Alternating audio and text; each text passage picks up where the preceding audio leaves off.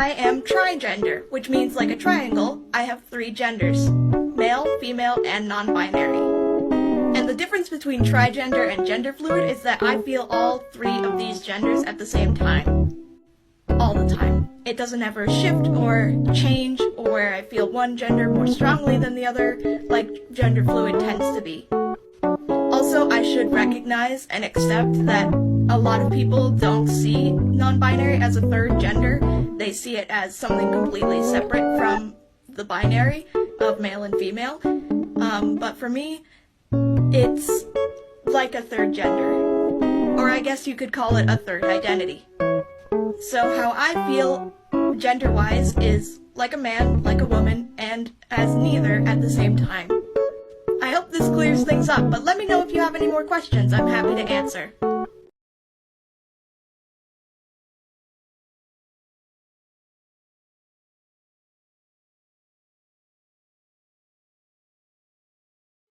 Some fucking knucklehead that was getting interviewed, they said if Mike Tyson identified as a woman, should he be able to fight women? And they're like, well, the short answer is yes.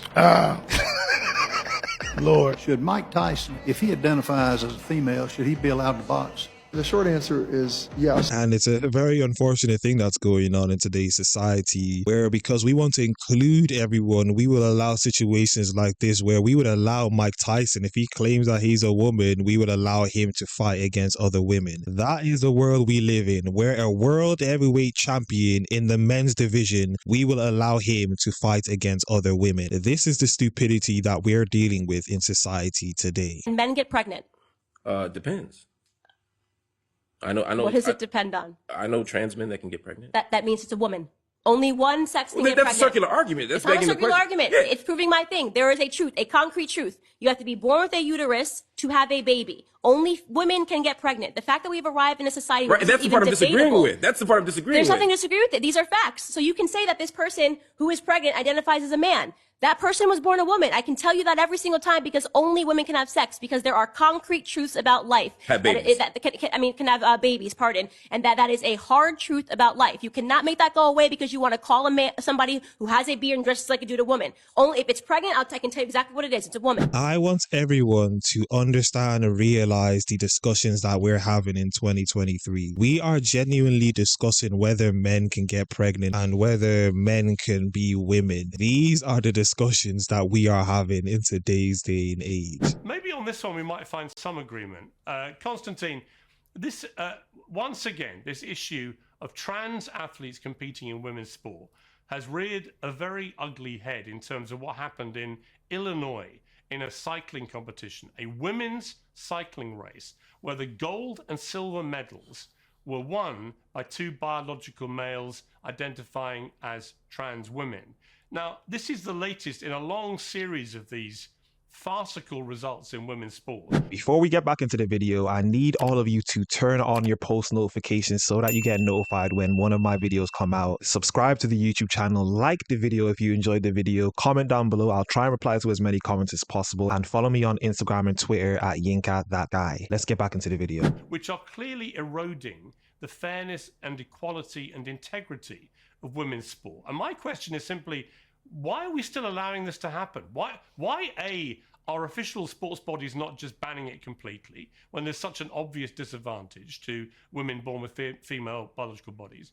But secondly, why aren't more women standing up? Is it because the ones who do get crucified at the altar of trans activism? There's several reasons as to why women aren't standing up against this rubbish. One of the reasons is most women just allow things like this to go on in their sport and they don't care to speak up. There are a few of them who are, but majority of them, it doesn't seem like they want to speak up against this issue for fear of backlash and things like this. Another one of the reasons is many of the women who are in this space, many of the women believe in this rubbish. A lot of them believe men should be able to compete in sports as long as they claim that they are trans man or follow the rules that allow trans men to compete in these types of sports. And it's unfortunate to see this happening, and this is being allowed to happen. It's absolutely crazy. We've come to a society where we're allowing men to compete in women's sport. Whether they're taking hormone blockers or not, there's still going to be a lot of factors that come into play as to men being better than women in sports. Their bone density, their height, muscle mass, and things like this. Some things that the hormone blocker can't can't stop from happening. And it's very unfortunate to see things like this happen in today's society. It's absolutely insane. Well, I hear Ava touching next to me, so I'm fearful of what I'm about to say. But look,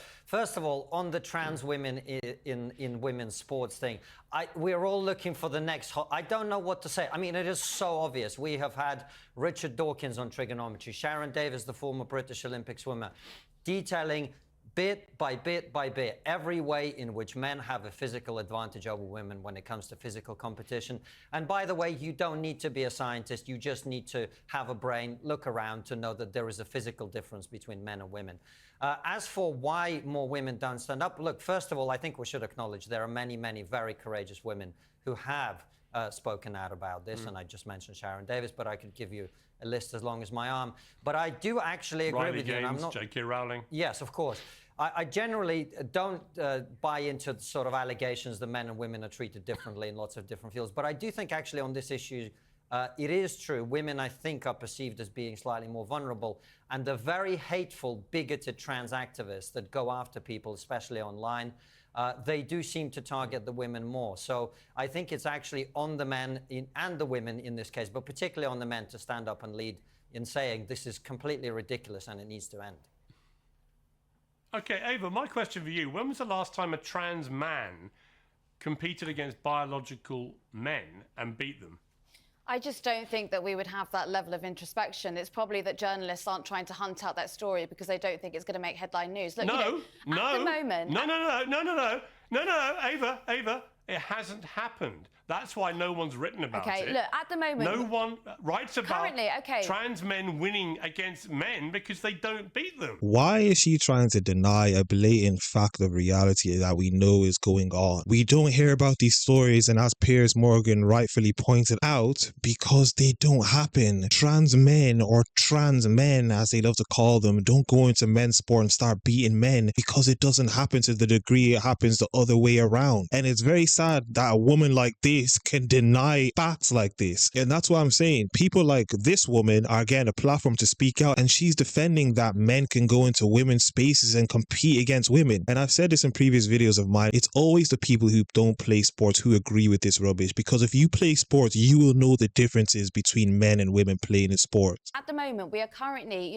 we're currently witnessing the trial of Brianna Gay, who was, a young trans girl who, sadly lost her life. And, we'll have to see what comes out of the court. I can't say too much more on it. But also, a colleague of mine just returned from a young trans boy who'd taken his own life. The way that we are treating trans people in this country is disgusting. There is such a small proportion of them, and I don't understand why we won't leave them alone. Ava?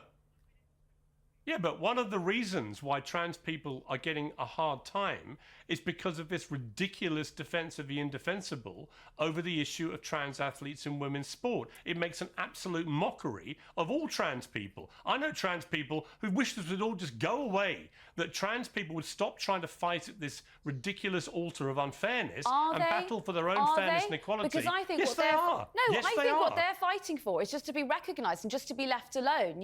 It doesn't need to be this headline, media, speculation, insanity all the time. If perhaps the media showed some care for them every other day of the year, then maybe we could have a sensible conversation about sport. Maybe I could, start talking to you normally about perhaps what is going on, with the cycling. But frankly, I don't really care when I know that trans people are taking their own lives every single day. What about the women who are competing in these sports and who are not getting an opportunity to compete fairly? We've run out of time, guys. But anyway, that was another video, another reaction. As I usually say, if you guys enjoyed the video, like the video as much as possible, comment down below, subscribe to the YouTube channel, follow me on Twitter at YinkaThatGuy, and I'm out.